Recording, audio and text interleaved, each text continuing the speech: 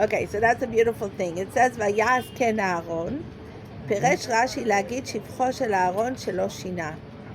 So, Shina is written in a way that we can read it a change.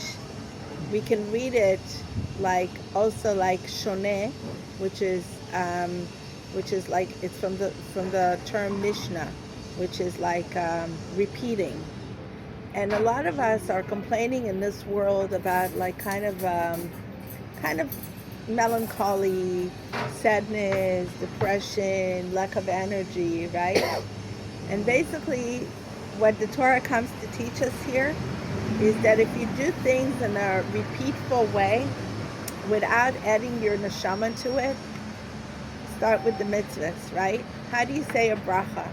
Do you say a bracha because you have to say a bracha? Or do we say a bracha in a way that it revives us? Wow, Hashem, it's so taken for granted that you made this cup of coffee for me, right? It's so untaken for granted that I'm breathing today. It's so, like you were saying before, everything is a miracle, right? So in this parsha it says that Aaron HaKohen didn't change anything. What does it mean that he didn't change? He didn't repeat. He wasn't living life in a repeatful way. He was living life like everything was new all the time. Wow. Everything he learned was new all the time. He was coming to life like a baby with an awesomeness of like an awe of discovery every morning, every day, every time he was saying a bracha, every time he was bringing a sacrifice, every time this same sinner came to him with another sacrifice, and he wasn't like, oh, you again, right? But he was like, hey, holy brother, I know you're stepping up, right? So, until we get it right. Until we get it right, exactly. But in a way, we're doing it to ourselves. We can be that Aaron HaKohen to ourselves also. We can be life is the same as yesterday, or we can be life is new. We can be to ourselves, hey, you brother, again with your fall, with whatever it is, right? It's like it could be like in our connection to Hashem, or in our connection to people, or in our connection to ourselves and the self-destruction that we're having in our own lives, right? Whether it's the anger, whether it's the attitude of depression and sadness towards life, whether it's whatever it is, we can be like life is unthrilling, or we can live life in a thrilling way. We can add the thrill into our lives. We can add the thrill into our lives by taking notice of what life brings to us, and by taking notice of every mitzvah and every bracha and every prayer. So many times I hear the saying, how can you have kavanah saying the same words 3 times a day, right? The same Shmoneh Esrei 3 times a day. It's true, and it's not. If you would ask Aaron, he would say, hey, just, you are not the same person at Mincha that you were in Shachris. And you're not the same person at Ma'ariv that you were at Mincha. Things happened. Life had taught you new lessons. You can say these words but have a new meaning to them. Find the new meaning in the words. What it means to you now should be different, or you can find new insights in these words a few hours later, because your whole reality might have changed by then. Even one little occurrence could change your whole approach to life, that your Shmoneh Esrei could have totally different kavanah, or even one blessing.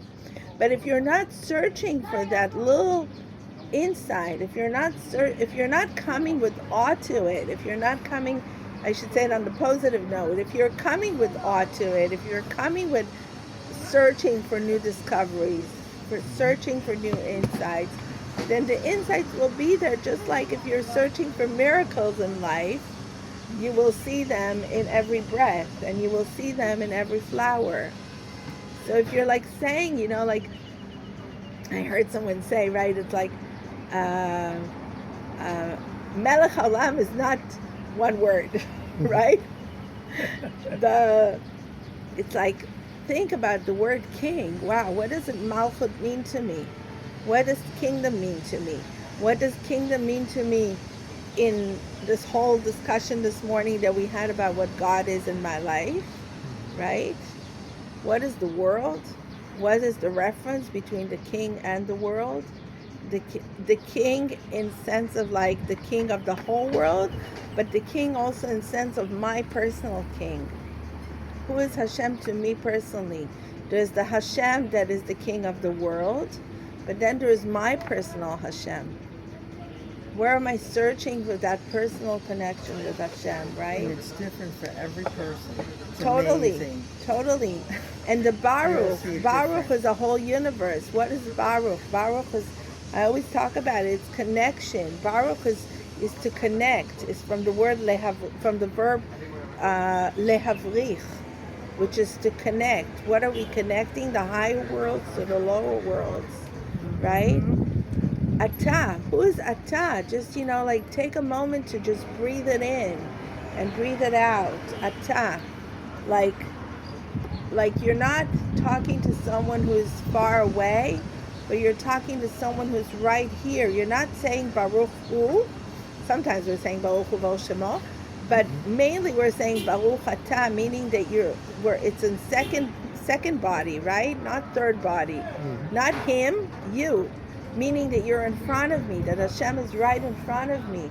So it's like if I take notice of it, I'm making Hashem present in this moment, and my whole life becomes so much more optimistic. I wish I remembered where I read about the first blessing of the Shemona Esrei is exactly that. Because before you say Baruch, you say Melech, Azer, Mashiach, again. And every one of them is a Melech. Okay, Bibi Netanyahu, in charge of the country, doesn't have much to do with me. And then he has his administrators who have a little bit more, because that's the taxes I gotta pay and whatever else.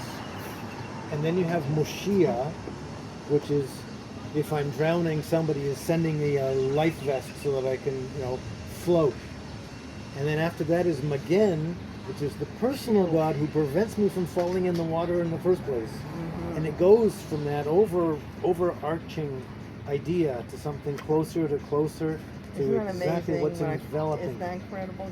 Being closer and closer. Yeah, Oh, I wish I remember where I And I read heard that. another concept, which is too. Ozel Moshiach. This is beautiful. I heard another concept, which is Ozel Moshiach again, which is he's helping me before by giving me the Torah and the guidance of telling me how not to fall. He's Moshiach when I'm in the falling, and he's Magen after the falling.